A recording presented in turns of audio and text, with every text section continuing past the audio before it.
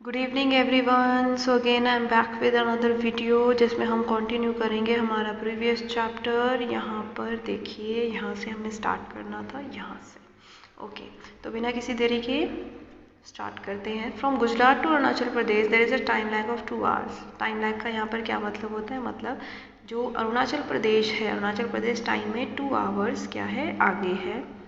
ठीक है, टाइम में 2 आवर्स आगे है गुजरात से।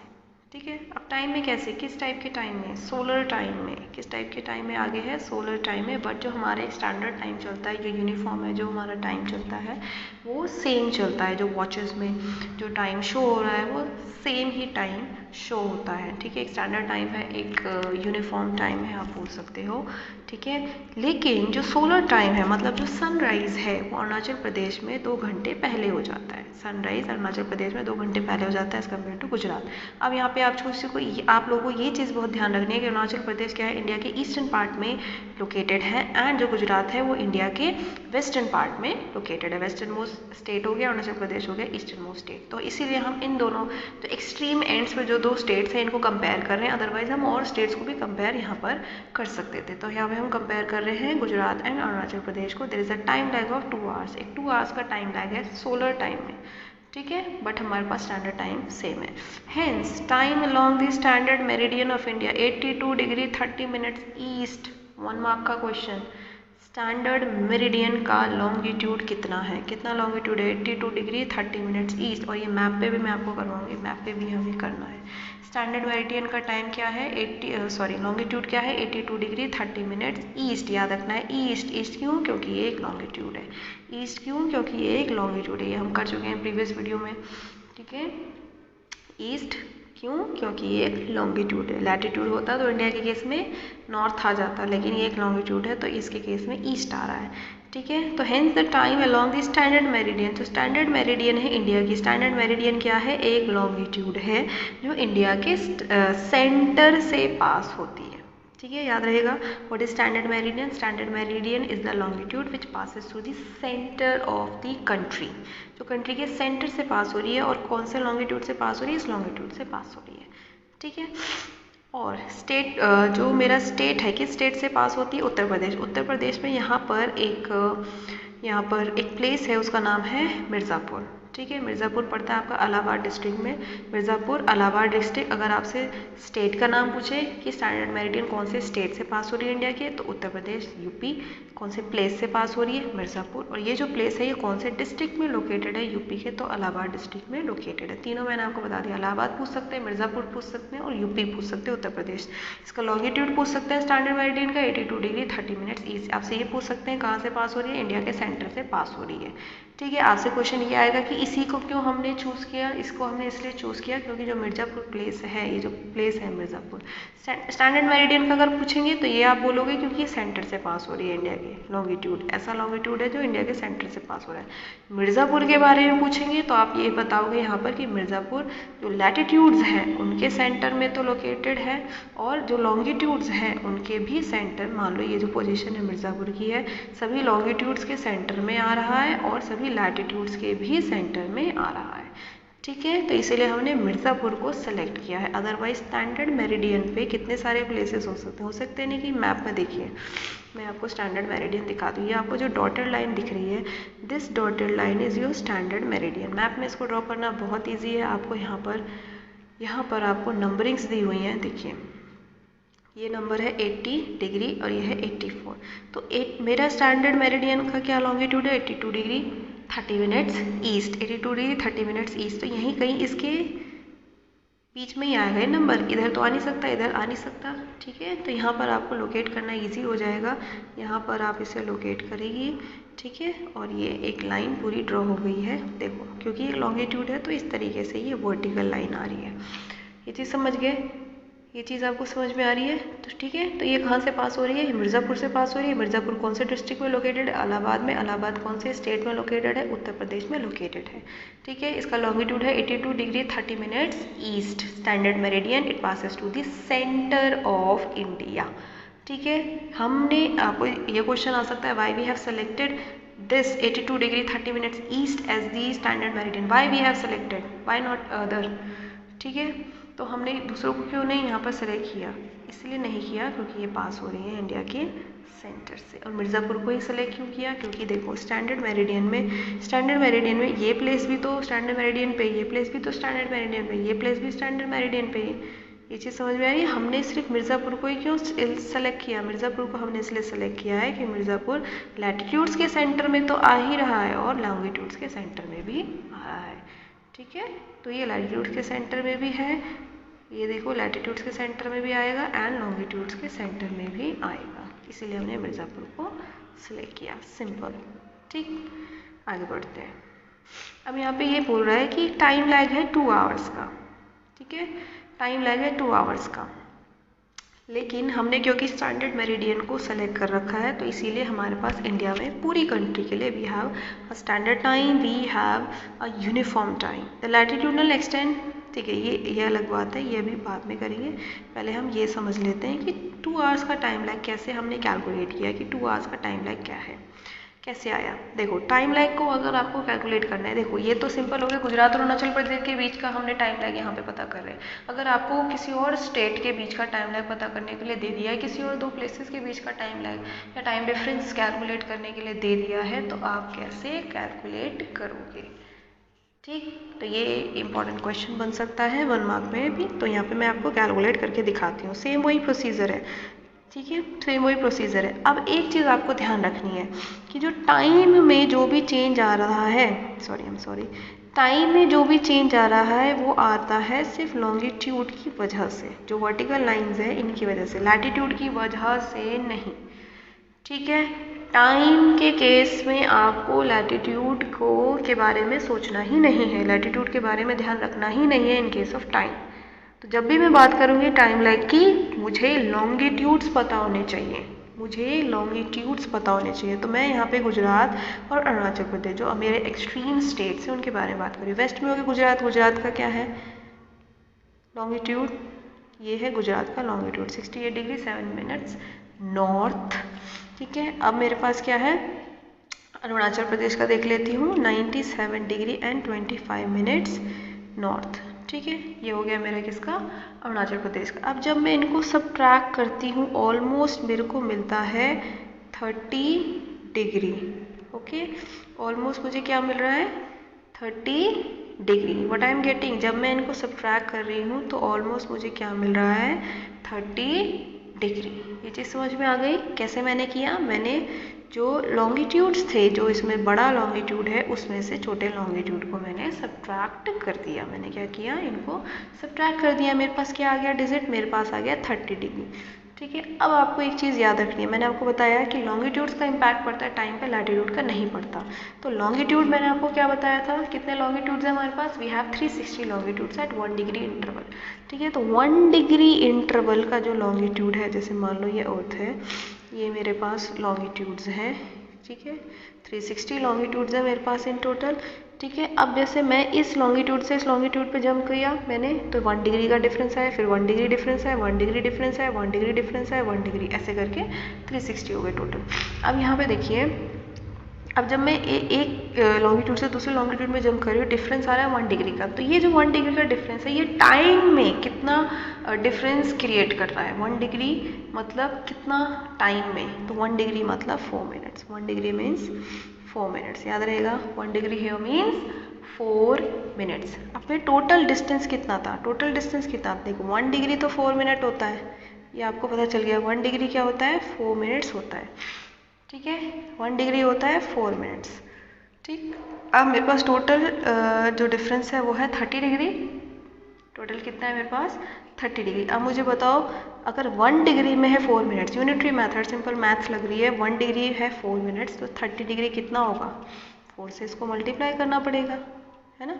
30 डिग्री में कितना हो जाएगा, इसको 4 से मल्टीप्लाई कर दूँगी, कितना हो गया 120 मिनट्स। हुआ कि नहीं हुआ, कितना हुआ 120 मिनट्स। अब 120 मिनट्स मतलब 2 आवर्स, हुए कि नहीं हुए, 120 मिनट्स मतलब 2 आवर्स। ठीक है, 60 मिनट का 1 आवर, तो 120 मिनट्स मतलब 2 आवर्स। ये चीज़ समझ में आ गई। तो यहाँ से मैंने कैलकुलेट कर लिया गुजरात और अरुणाचल प्रदेश के बीच का टाइम लैग। ठीक है, ये टाइम लैग मुझे पता चल गया। अब इस तरीके से आप अगर आपको किसी और प्लेस का टाइम लैग निकालने के लिए बोला गया है, मान लो एक का इन्होंने दे दिया लैटिट्यूड दे दिया 30 डिग्री, ठीक है, दूसरा सॉरी नॉट लैटिट्यूड लॉन्गिट्यूड, दूसरा लॉन्गिट्यूड इन्होंने दे दिया मान लो 45 डिग्री। अब इसके बीच में आपको बताना है ईस्ट ईस्ट, ओके, इसके बीच में आपको क्या बताना है, यहाँ पर आपको कैलकुलेट करके बताना है कि टाइम लैग कितना है, दोनों के बीच में टाइम में कितना डिफरेंस है, ठीक है। यहाँ पे आप कैसे बताओगे, सिंपल, आपको क्या करना है, दोनों लॉन्गिट्यूड्स को सब्ट्रैक्ट कर देना है। जब दोनों लॉन्गिट्यूड्स को आप सब्ट्रैक्ट कर दोगे तो कितना आ गया आपके पास, 15 डिग्री, ऑलमोस्ट 15 डिग्री। इसको किससे मल्टीप्लाई करना है, 4 से। क्यों 4 से क्यों मल्टीप्लाई करना है, since 1 degree equals to 4 minutes, 1 degree का जो चेंज आता है वो 4 मिनट्स का चेंज आता है। तो यहाँ पे हो गया 15 4 जा 60, तो कितना हो गया 60 मिनट्स, मतलब 1 आवर। कितना टाइम लगे, 1 आवर का टाइम लगे। एनी क्वेश्चन, ठीक है, जो भी आपका क्वेश्चन हो कमेंट बॉक्स में मुझे लिखना, ओके। आगे बढ़ते हैं।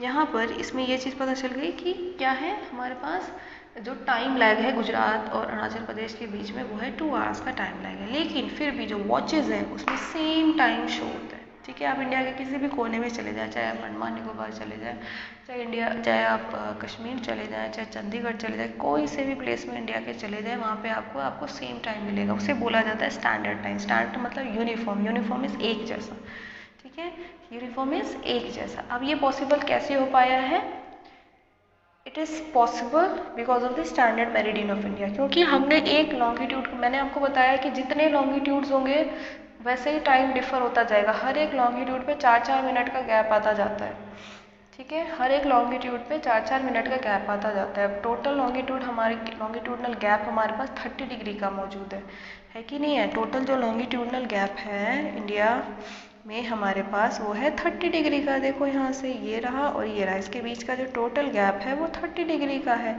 अभी 30 डिग्री का गैप होने का मतलब है 30 × 4 120 मिनट्स मीन्स 2 आवर्स। 2 आवर्स का लैग आ गया दोनों एक्सट्रीम स्टेट्स के बीच में। वैसे ही अगर बीच के किन्हीं 2 स्टेट्स के बारे में भी देखूँ, उसमें भी इससे भी अगर सब्ट्रैक्ट करूँ तो ऑलमोस्ट हाफ एन आवर का या 1 आवर का या 15 मिनट का टाइम लैग आ रहा है, लेकिन हम उसे कंसीडर नहीं करते हैं। हमने एक स्टैंडर्ड मेरिडियन मान ली है, मतलब एक लॉन्गिट्यूड मान लिया जो इंडिया के सेंटर से पास हो रहा है। इस लॉन्गिट्यूड को हमने मान लिया है कि इसी से सारा टाइम कैलकुलेट करेंगे, मतलब इस लॉन्गिट्यूड पे जो टाइम चल रहा है ना वही टाइम हम पूरी कंट्री का मान लेंगे, ठीक है। इसको बोला गया है जो स्टैंडर्ड टाइम है इंडिया का। तो standard time is determined standard time of India is determined by the standard meridian which is 82 degree 30 minutes east and it passes through the Mirzapur, Uttar Pradesh, okay, Allahabad district of Uttar Pradesh. ये चीज़ समझ में आई। तो यहाँ पर स्टैंडर्ड मेरिडियन हमने क्यों चूज़ किया, हमें क्या ज़रूरत पड़ गई स्टैंडर्ड मेरिडियन को चूज़ करने की। हम क्यों नहीं ये जो डिफरेंट टाइम जोन्स हैं, जैसे कि यूएसए में है, जैसे कि रशिया में है, ठीक है, कनाडा में है, फ्रांस में है, ठीक है, यहाँ पर हमारे पास क्या है, यहाँ पर हमारे पास डिफरेंट टाइम जोन्स हैं। मतलब जो मैंने आपको बताया ना जो टाइम लैग आ रहा है उसे वो कंसीडर करते हैं कि 1 घंटे का टाइम लैग, ये time lag they consider. But India में हम इस टाइम लैग को कंसीडर नहीं करते। इसके पीछे क्या रीज़न है, इसके पीछे जो रीज़न है, देखो एक यूनिफॉर्मिटी नहीं आ पाती है। एग्जाम्पल के लिए आप ये देखो कि अगर मान लो आपको दिल्ली से, दिल्ली छोड़ो, चलो सिंपल एग्जाम्पल लेते हैं, हमने एग्जाम्पल लिया गुजरात, ठीक है। गुजरात से मान लो मैंने 8 बजे, रात के 8 बजे मैंने ट्रेन बोर्ड की, ठीक है। जो मेरे पास जो भी टिकट थी उसमें रात के 8 बजे का टाइम था कि गुजरात से भाई 8 बजे ट्रेन निकलेगी, ठीक है। मैंने मेरी घड़ी में भी वॉच, क्योंकि मैं गुजरात में हूँ तो वॉच में मेरा टाइम 8 बजे 8 PM शो हो रहा है।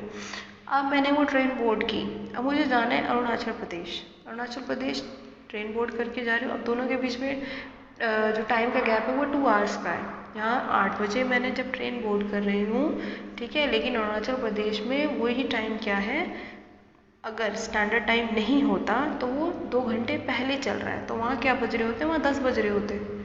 ये चीज़ समझ में आ रही है। अब मैं जैसे अगर मैं डिफरेंट स्टेट्स को पार करती जाऊँगी उस हिसाब से मुझे अपनी वॉच को बार बार सेट करना पड़ेगा कि अब मैं इस स्टेट में आ गई, यहाँ तो ये टाइम है, यहाँ ये टाइम चल रहा है, यहाँ ये टाइम चल रहा है, तो ये बहुत कन्फ्यूजन क्रिएट होती है। ये चीज़ समझ में आई। इंडिया एक डाइवर्स कंट्री है, वैसे ही इंडिया इतना डाइवर्स है, लैंग्वेज के टर्म में, रिलीजन के टर्म में, कल्चर है, फूड है, कोई भी इट एनीथिंग, इंडिया बहुत डाइवर्स है, उसमें से हम अगर यहाँ एक यूनिफॉर्म टाइम भी नहीं ला सकते, टाइम में भी क्या है, टाइम में भी अगर यहाँ पर डाइवर्सिटी आ जाएगी तो हम कैसे यूनाइटेड रह पाएंगे। दूसरी तरफ जैसे कोई प्रोग्राम्स होते हैं, टेलीविज़न प्रोग्राम्स है, कोई ब्रॉडकास्ट होना है, ठीक है, वो लाइव जानिए कोई चीज़, वो एक जगह कैसे 8 बजे जाएगी, दूसरी जगह कैसे 10 बजे जाएगी, तो ये भी बहुत कन्फ्यूजन क्रिएट होती है। ठीक है, ये चीज़ समझ में आ रही है। टाइम मैनेजमेंट बहुत यहाँ पर डिफ़िकल्ट हो जाता है, जिसकी वजह से इंडिया में we have not opted for this time zone. हमने क्या ऑप्ट किया है, स्टैंडर्ड मेरिडियन ऑप्ट कर लिया, जिससे हम यूनिफॉर्मिटी बना सकते हैं टाइम में। इंडिया के हर प्लेस में कहीं पे भी जाएंगे, सोलर टाइम अलग होगा, सनराइज सनसेट का टाइम डिफरेंट हो सकता है, बट जो हमारा वॉचेस का टाइम है, जो लोकल टाइम है, वो सेम होगा। अंडरस्टूड, ठीक है, ये चीज़ आपको समझ में आ गया है होप अच्छे से। हम आगे बढ़ते हैं चैप्टर में।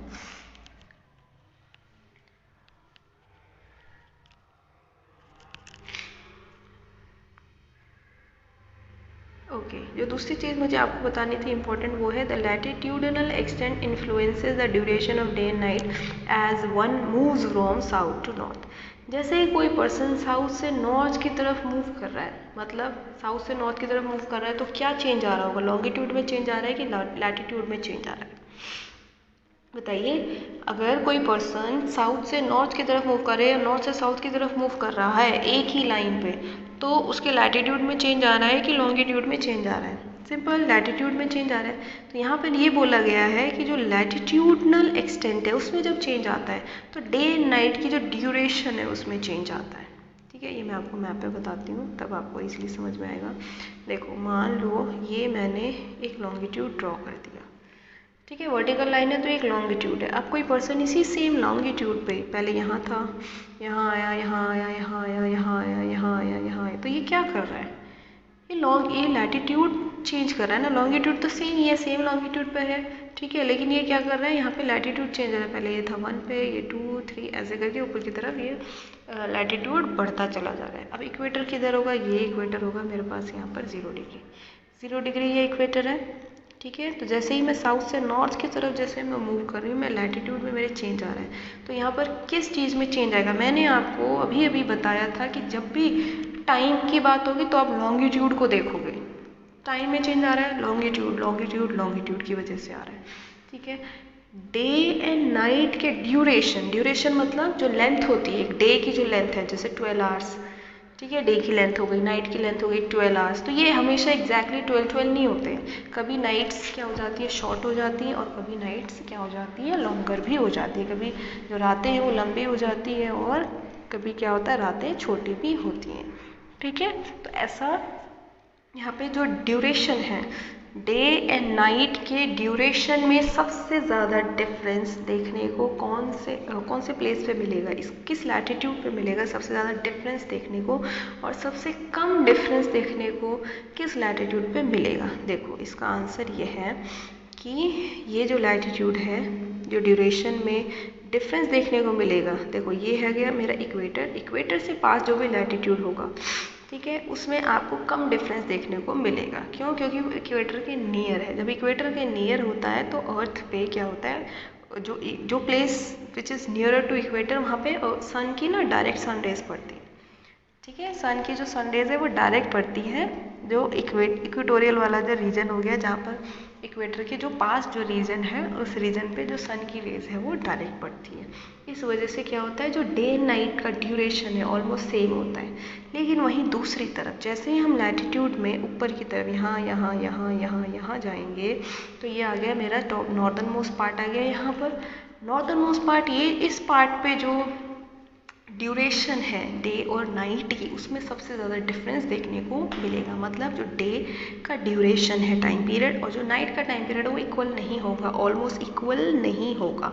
जो कि इस प्लेस पे मान लो यहाँ पर देखो, Kanyakumari southern most point of Indian mainland Kanyakumari, ठीक है, और यहाँ पे हो गया इंदिराकोल जो नॉर्दर्न मोस्ट हो गया। तो यहाँ पर आप देखोगे सदर्न मोस्ट और नॉर्दर्न मोस्ट पॉइंट में क्या है डिफरेंस, जो डे एंड नाइट के ड्यूरेशन का जो डिफरेंस है सबसे कम होगा कन्याकुमारी पे, क्योंकि ये इक्वेटर के पास है। सिंपल रीज़न क्या है, since it is nearer to equator it receives direct sun rays from sunlight, sunlight से डायरेक्ट सन रेज रिसीव हो रही है, इसीलिए ऑलमोस्ट डे एंड नाइट की लेंथ क्या है, इक्वल। वहीं दूसरी तरफ जो नॉर्दर्न मोस्ट है, क्योंकि इक्वेटर से दूर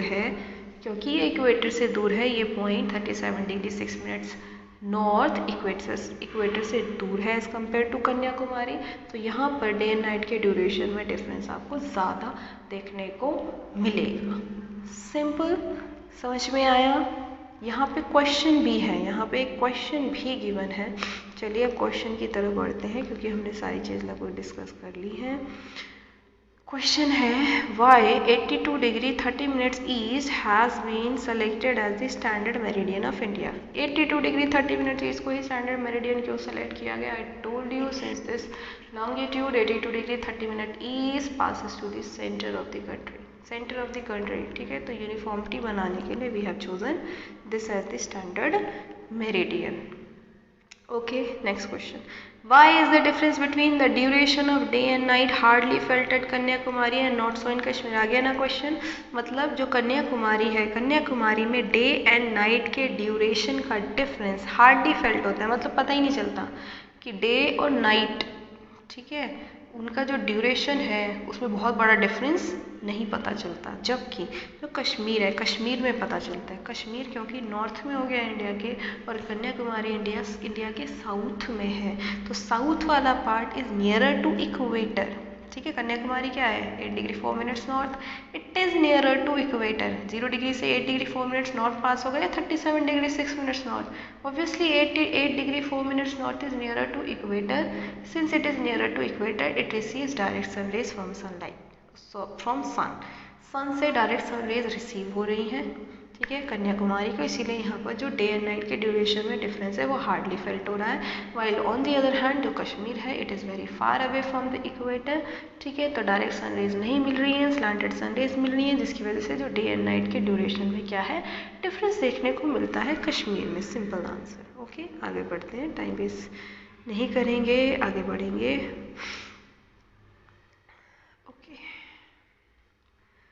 इंडिया एंड द वर्ल्ड। अब इंडिया और world. The Indian land mass has a central location between east and west Asia. ये मैप में हम देख लेंगे कि जो इंडिया है, इंडिया कहाँ लोकेटेड है, ईस्ट और वेस्ट एशिया के सेंटर में।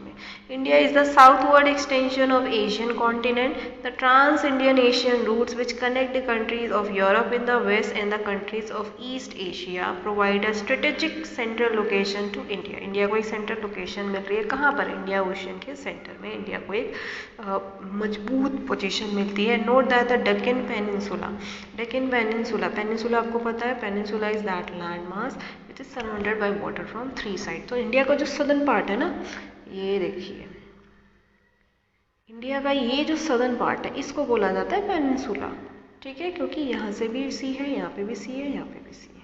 यहाँ पे इंडियन ओशियन है साउथ में, यहाँ पर हम बे ऑफ बंगाल है, एंड यहाँ पर हमारे पास क्या है, अरेबियन सी है। तो 3 साइड से it is surrounded by water, इसीलिए इसको पेनिनसुला बोला जा रहा है। और वहाँ पे प्लेट्यू भी मौजूद है, जो कि डेक्कन प्लेट्यू, इसलिए डेक्कन पेनिनसुला, ठीक है। प्रोट्रूड्स इनटू इंडियन ओशियन, ये हमने पढ़ा ही था कि आफ्टर 22 डिग्री जो इंडियन मेन लैंड है, it gets taper, okay, and it extends into the Indian ocean.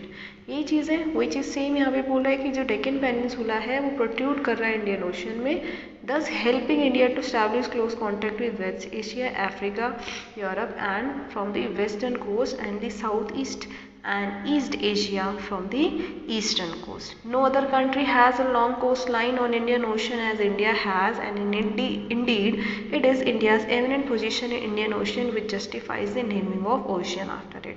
ठीक है, तो यहाँ पे 2 इंपॉर्टेंट क्वेश्चन बन रहे हैं। पहला इंपॉर्टेंट क्वेश्चन ये बनता है कि जो इंडियन ओशियन है, इंडियन ओशियन का ये जो नाम इंडिया के नाम पे पड़ा है, क्या ये जस्टिफाई करता है?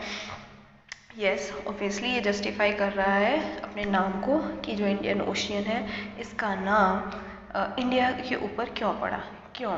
क्योंकि India has the longest coast line, okay, on Indian ocean. Indian ocean पर इंडिया की जो कोस्ट लाइन है वो लॉन्गेस्ट है, ठीक है। किसी और कंट्री से सबसे बड़ी जो कोस्ट लाइन इंडियन ओशन पर है वो इंडिया की है as compare to other countries. अगर हम दूसरी कंट्री से कंपेयर करें तो इंडिया की longest coast line Indian ocean पर, इसीलिए इंडियन ओशन का नाम इंडिया के ऊपर पड़ा है, ठीक है। दूसरी चीज़, जो इंडियन ओशन है इंडियन ओशन है, ये इंडिया को एक स्ट्रेटेजिक पोजीशन प्रोवाइड करता है।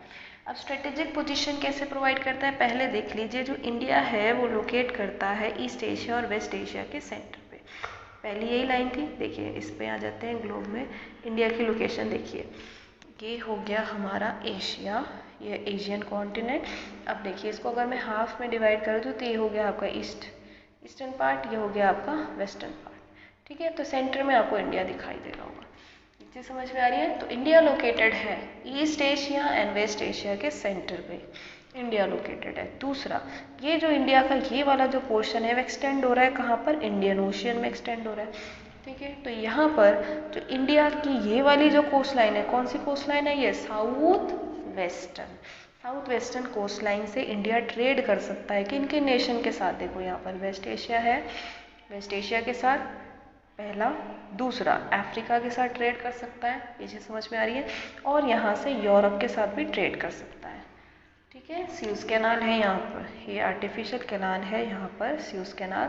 तो स्यूज कैनाल के थ्रू यहाँ पर यूरोप से ट्रेड कर सकता है। तो साउथ वेस्टर्न कोस्ट लाइन के through India can trade with Africa, west Asia and Europe. ठीक है, ये चीज़ समझ में आ रही है? इतना समझ में आ रहा है? या फिर यहाँ पे इन एरिया से भी यहाँ पर ट्रेडिंग हो सकती है। अब आगे आ जाइए। अब ये वाला जो पार्ट है, this is your south eastern से यहाँ पर कहाँ किस किस कंट्री से ट्रेड कर लेगा? ईस्ट एशियन कंट्री से ट्रेड कर लेगा और साउथ ईस्ट एशियन कंट्री से ट्रेड कर लेगा। ये साउथ ईस्ट एशियन कंट्रीज हो गई और ये ईस्ट एशियन कंट्रीज हो गई। तो इस वाली कोस्ट लाइन से इनसे ट्रेड कर सकता है। और यहाँ पर जो इंडिया की लोकेशन है वो सेंटर में है, इंडियन ओशियन के सेंटर में। ठीक है, इसी समझ में आई? तो ट्रेड के हिसाब से अकॉर्डिंग टू ट्रेडिंग, ठीक है, ट्रेडिंग के अकॉर्डिंग यहाँ पर इंडिया एक एमिनेंट पोजीशन होल्ड कर रहा है इंडियन ओशन में। ठीक है, और क्या क्या बेनिफिट हो सकते हैं इंडियन की जो लॉन्गेस्ट कोस्ट लाइन है उसके? और क्या बेनिफिट हो सकते हैं आपके अकॉर्डिंग? पहला तो ट्रेड हो ही गया, कि ट्रेड में हमको बेनिफिट मिल रहा है। ठीक है, फिर यहाँ पर देखो फिशिंग हो सकती है, कोस्ट लाइन जो एरियाज है यहाँ पे फिशिंग होती है। कोस्ट लाइन एरिया पे एग्रीकल्चर होते हैं। ठीक है, एग्रीकल्चर यहाँ पे बेनिफिट मिल रहा है। ठीक है, टूरिज्म के पर्पज़ से बहुत इंपॉर्टेंट है, सिक्योरिटी के पर्पज़ से, क्योंकि यहाँ पे हम अपने नेवल बेसिस बना सकते हैं। ठीक है, नेवी के लिए, इसके लिए बहुत, और ठीक है इम्पॉर्टेंट है हमारी जो लॉन्गेस्ट कोस्ट लाइन है। और यहाँ पे जो हमारी कोस्ट लाइन है इसमें जो ट्रेडिंग के थ्रू जो हमने एक तरीके से हमने अपना ट्रेडिशन, कल्चर, ये सारी चीज़ें जो शेयर की हैं ये भी पॉसिबल हो पाई हैं। ये कल्चर जो शेयर किया है इसकी शेयरिंग पॉसिबल हो पाई है कहीं ना कहीं कोस्ट लाइन की वजह से। ठीक है, वैसे ये और हम एक तरीके से कल्चर जो शेयर हुआ है ये और वेज से, जो हमारे पास पासेस है नॉर्दर्न माउंटेन्स में पासेस है उसके थ्रू भी कल्चर शेयर हुआ है, बट काफ़ी हद तक कोस्ट लाइन के थ्रू भी we have shared our things with the world. ठीक है, हिस्टोरिकल इम्पोर्टेंस तो है ही, और बाकी ये सारे इम्पोर्टेंस भी है हमारी जो लार्जेस्ट कोस्ट लाइन है उसको लेकर। ट्रेडिंग में है, फिशिंग में है, टूरिज्म में है, ठीक है, एग्रीकल्चर है, नेवल पावर हम बिल्डअप कर सकते हैं, कल्चर शेयरिंग एक्सेट्रा। तो ये इम्पोर्टेंस हुई हमारी जो ह्यूज कोस्ट लाइन है ऑन द इंडियन ओशियन उसकी। ठीक है, अब यहाँ पर देखो स्यूज कैनाल आ गया ना इम्पोर्टेंट क्वेश्चन, स्यूज कैनाल। अब स्यूज कैनाल की ओपनिंग हुई थी 1869 में, नाम है Suez canal, SUEZ Suez canal. 1869 में इसकी ओपनिंग हुई। इसने दिस कैनाल जो आर्टिफिशियल है, ह्यूमन मेड जो कैनाल है, it is not natural, artificial. So India it has reduce India's distance from Europe by 7000 kilometre, मतलब इंडिया और यूरोप के बीच का डिस्टेंस 7000 किलोमीटर तक कम कर दिया। देखो पहले कैसे ट्रेड होता था इंडिया और यूरोप के बीच में? अर्लियर जो ट्रेड रूट था वो यहाँ से था, अफ्रीका, बियॉन्ड अफ्रीका को यहाँ से क्रॉस करते हुए यूरोप की साइड इंडिया और यूरोप के बीच में ट्रेड होता था। ठीक है, अब इस ट्रेडिंग रूट को 7000 किलोमीटर कम कर दिया, जिससे टाइम में भी बचत हुई, इस कैनाल ने कम कर दिया। कहाँ पे लोकेटेड है ये कैनाल? देखो मैं दिखाती हूँ, ये यहाँ ये है ये कैनाल। ठीक है, तो ये जो पहले डिस्टेंस ट्रैवल कर रहा था इंडिया और यूरोप तक जाने के लिए या फिर यूरोप इंडिया तक आने के लिए, उसे 7000 रिड्यूस कर दिया इस आर्टिफिशियल कैनाल ने। कितना रिड्यूस हुआ? 7000, आपको 7000 किलोमीटर। और आपको ईयर भी याद रखना है 1869, कौन से ईयर में? 1869 में ये बिल्ड की गई। Okay, sues canal, understood. ये हमने डिस्कस कर ही लिया है एरिया वाइज जो नेशंस है।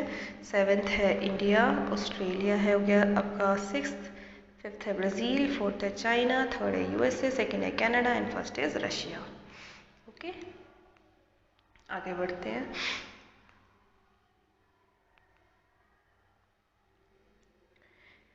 ये मैप में एक बार आपसे डिस्कस कर लेते हैं। देखो मैप में क्या क्या इंपॉर्टेंट चीज़ें हैं, सारी चीज़ें वैसे हम डिस्कस कर ही चुके हैं।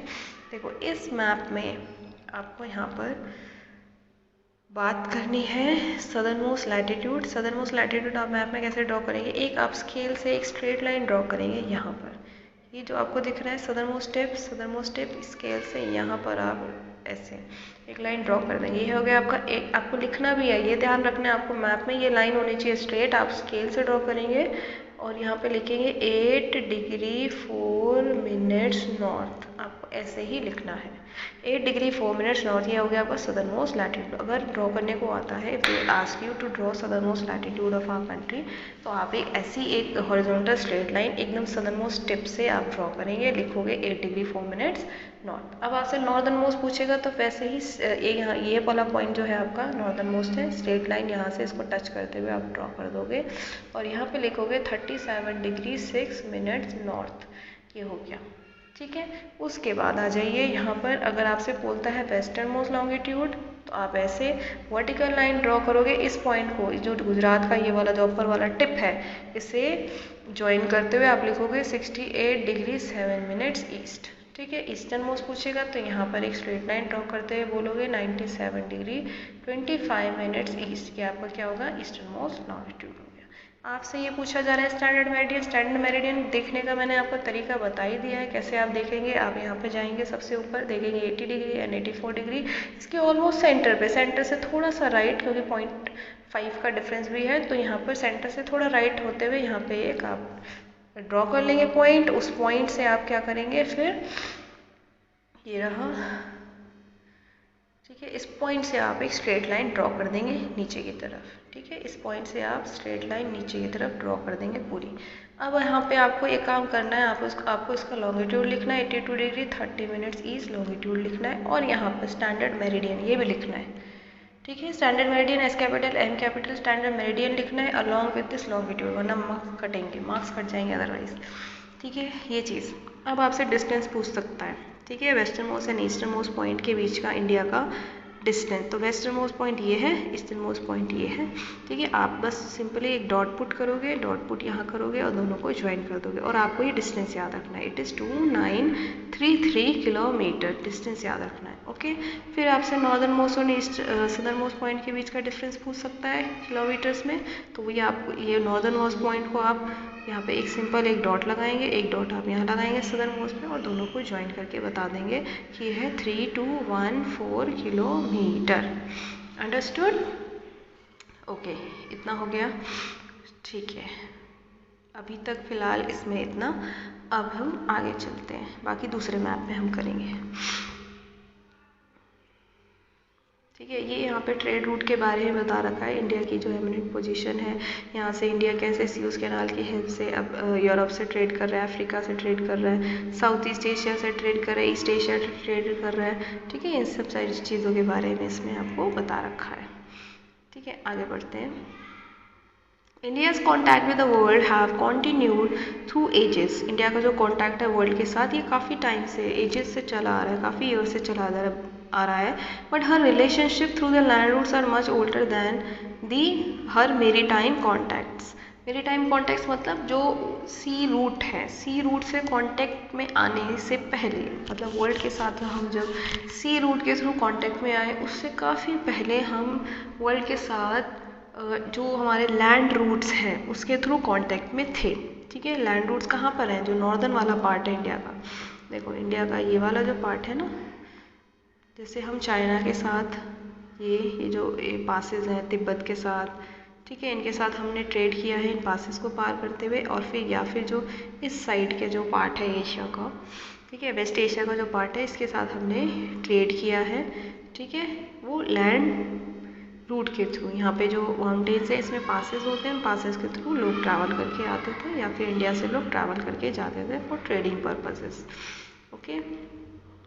द वेरियस पासेस वही माउंटेन्स के बीच में जो रास्ते होते हैं जैसे लोग आर पार जाते हैं.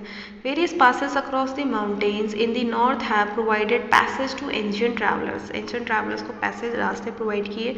While the ocean restricted such interaction for a long time, क्योंकि ओशियंस में हर किसी को रास्ते नहीं पता थे, जो विंड की जो मूवमेंट है इसके बारे में उस टाइम जानकारी नहीं थी, तो पहले जो ट्रेड होता था वो ऑलमोस्ट लैंड रूट के थ्रू होता था. ठीक है.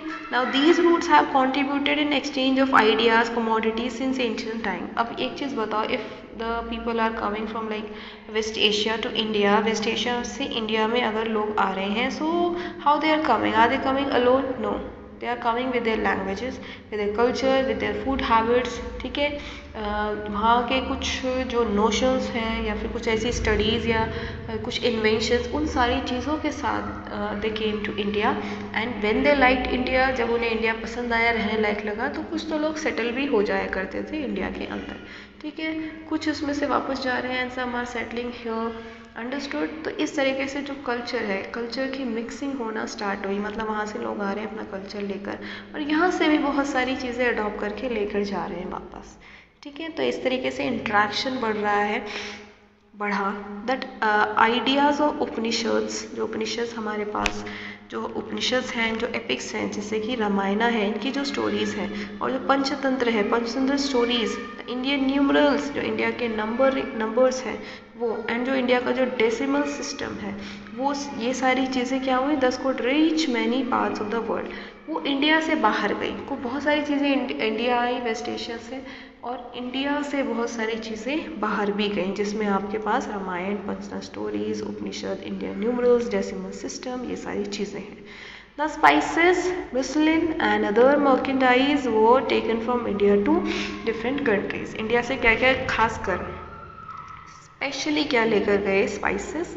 ठीक है. क्योंकि स्पाइसेस की डिमांड बहुत ज़्यादा थी यूरोपियन नेशंस में, there was a huge demand for spices. ठीक है. मिसलिन क्या होता है, finest quality of cotton. Finest quality of cotton is muslin को हिंदी में वी कॉल मलमल. ठीक है. तो जो मलमल का कपड़ा है या जो मिसलिन है, उसकी भी ह्यूज डिमांड है यूरोपियन नेशन में, तो इसलिए इसका ट्रेड भी बहुत ज़्यादा होता था. ठीक है. और जो दूसरे और जो आइटम्स है उनका ट्रेड हुआ करता था इंडिया से. ओके.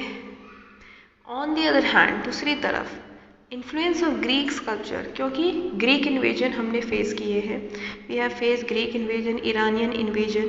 ठीक है. तो जो ग्रीक स्कल्पचर मेकिंग जो टेक्निक है वो हमने अडॉप्ट की, क्योंकि जो जब ग्रीक इन्वेजन हुए, they have build several infrastructure in India. यहाँ पर काफ़ी सारी उन्होंने बिल्डिंग्स बनाई, उन्होंने अपने स्टाइल में बनाई, and they have also adopted Indian style of architecture. ठीक है. तो एक unique Indo Greek style of architecture create हुआ. अंडरस्टूड. ठीक है. वैसे ईरानियन इन्वेजन हुए तो वहाँ का कल्चर भी हमारे पास आया. The architecture style of dome and minarets. ठीक है. डोम मेकिंग, जैसे आपने ताजमहल देखा होगा, ताजमहल पे डोम है, या फिर डिफरेंट आपको टूम्स दिखाई देते हैं, वहाँ पे डोम है. एंड जो मिनारेट्स है, जैसे कि मिनारेट, जैसे हमारे पास कुतुब मीनार है, ठीक है, आलई मीनार है, इस टाइप की जो मीनार है, ये सारा कल्चर आया आर्किटेक्चर का वेस्ट एशिया से, क्योंकि वेस्ट एशिया से जब इंडिया में इन्वेजन हुए तो यहाँ पर वहाँ का कल्चर यहाँ आया. ठीक है. यहाँ पे किस चीज़ की बात हो रही है, आर्किटेक्चरल कल्चर की या फिर स्टाइल की. ये चीज़ समझ में आ गई. और इंडिया से भी, इंडिया का स्टाइल भी उन्होंने अडॉप्ट किया, तो इंडो ग्रीक स्कल्पचर मेकिंग या आर्किटेक्चर मेकिंग, ये सारी चीज़ें बनी. ओके. तो India's and the neighbours will start in our next class. Okay. तो मिलते हैं नेक्स्ट क्लास में.